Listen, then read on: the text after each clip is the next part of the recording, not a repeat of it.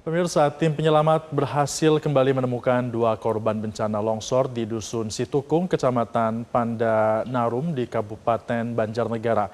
Petugas menemukan kedua korban berjenis kelamin perempuan di sektor B pada kedalaman 3 meter. Hari ke-7 hari ini bahwa hasil operasi kami tim SAR gabungan menemukan dua orang korban seluruhnya di sektor B dengan jenis kelamin perempuan dengan kedalaman kurang lebih 3 meter. Kami memang fokus di daerah tersebut karena memang diindikasi menurut informasi dari keluarga korban maupun deteksi dari K9 yang mengarah ke arah situ, sehingga kami fokus melakukan pencarian di wilayah tersebut. Sementara itu pemirsa, ratusan pengungsi korban tanah longsor Banjarnegara menggelar doa bersama dan tahlilan untuk mendoakan para korban tanah longsor.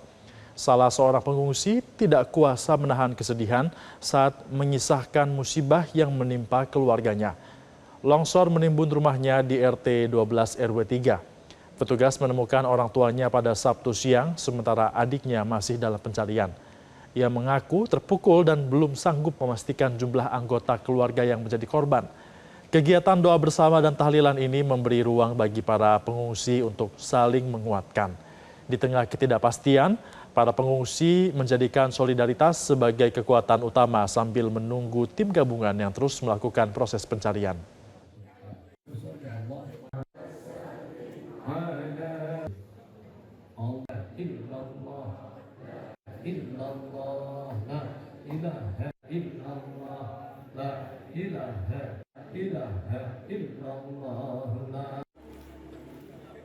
Pemirsa, untuk mengetahui kondisi terkini pasca longsor di Banjarnegara, kita bergabung dengan jurnalis Metro TV Ica Ervina di lokasi.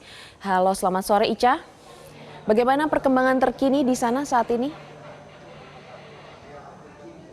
Ya, Goli, Febrian dan juga pemirsa Metro TV dapat kami sampaikan bahwa sejak kemarin di hari ke-7 ini akan ada maksud kami ada pertambahan hari di mana 3 hari ke depan. Di hari ke-8 ini tadi sudah dilakukan proses evakuasi sejak pukul 6 pagi hingga siang hari ini atau siang menjelang sore hari ini kami belum dapatkan informasi terkait dengan tambahan korban yang ditemukan, sehingga total yang telah ditemukan hari ini dan dari kemarin ada sekitar 12 orang, sementara 16 lainnya masih dalam proses pencarian.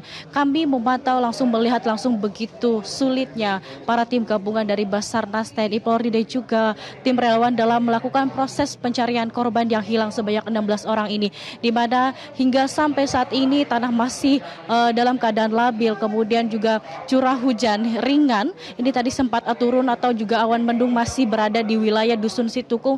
Tidak hanya itu, terkait dengan embung yang sampai saat ini masih terus dialirkan airnya dengan sodetan yang dibuat oleh tim gabungan tentu untuk membuang air di berada titik sektor B atas, yang pastinya ini untuk membuat para tim gabungan aman dan perlu memiliki tingkat kewaspadaan tinggi. Selain itu, longsor susulan masih sering terjadi secara skala kecil. Hingga sampai sore hari ini para tim gabungan terus melakukan evakuasi. Tadi ada informasi kami dapatkan tambahan eskavator, di mana untuk hari ke-8 ini ditambah menjadi 24 eskavator, kemudian ada 12 Alkon dan juga mengerahkan anjing K9. Sementara untuk fokus pencarian korban masih dilakukan di sektor A dan sektor C. Kami mengetahui betul bagaimana tim gabungan ini dalam mencari korban hingga sampai siang ini, meskipun belum mendapatkan hasil dari korban yang ditemukan, tapi tim gabungan terus mencari para korban, bahkan yang seharusnya selesai pukul 17.00 waktu Indonesia Barat, tapi kemarin selesai sekitar pukul 6 sore atau 18.00 waktu Indonesia Barat. Ini tentu mereka ingin memaksimalkan semaksimal mungkin proses pencarian korban, mengingat para keluarga korban ini terus ingin mendapatkan korban atau dari keluarganya ingin ditemukan. Sementara itu terkait dengan para pengungsi ini masih dititikan di 3 titik, dan informasi yang kami dapatkan untuk hunian sementara ini masih dalam proses pembuatan yang dari pemerintah Provinsi Jawa Tengah, dari Gubernur Jawa Tengah Ahmad Lutfi, bahwa ada sekitar 2 hektar untuk tanah yang dibuat hunian sementara dari sekitar 1.000 pengungsi atau 440 kartu keluarga yang akan menetapi hunian sementara tersebut. Demikian Glory yang bisa disampaikan dari bencana longsor yang terjadi di Kabupaten Banjarnegara. Kembali ke studio.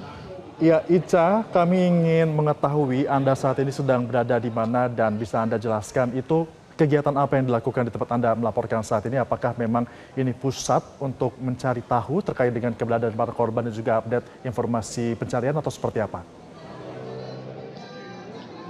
Ya, Febri dan juga pemirsa Metro TV, di tempat saya melaporkan ini merupakan posko di Kecamatan Pandan Arum, tempat para masyarakat ini memberikan donasi kepada warga yang terdampak. Selain itu, bagi para warga yang terdampak juga meminta segala keperluannya ke lokasi tempat saya melaporkan atau di posko kecamatan. Tidak hanya itu, di posko kecamatan ini juga ada dapur umum dan ada satu tempat pengungsian yang dimana dihuni sekitar 300 orang. Sementara untuk lokasi lainnya yang terdekat sekitar 500 meter ini ada posko kecamatan atau puskesmas, maksud kami posko puskesmas untuk dilakukan ketika korban ditemukan dan dilakukan identifikasi oleh tim DIY. Sementara untuk lokasi longsor dari titik saya melaporkan ini sekitar 3 sampai 4 km. Jadi para tim gabungan ini harus menuju lokasi menggunakan kendaraan terlebih dahulu, kemudian baru ada di titik SD harus berjalan kaki sekitar 1 km. Memang cukup jauh, mengingat untuk lokasi di wilayah longsor Kecamatan Pandan Arum termasuk pedalaman atau juga akses yang sangat sulit, maksud kami. Dan jalur ini hanya bisa dilakukan untuk satu arah saja. Ketika ada 2 kendaraan, kita harus salah satunya mengalah terlebih dahulu atau ke tempat yang lebih luas. Mengingat untuk daerahnya memang aksesnya sangat sulit. Sementara demikian bisa disampaikan, Febrian.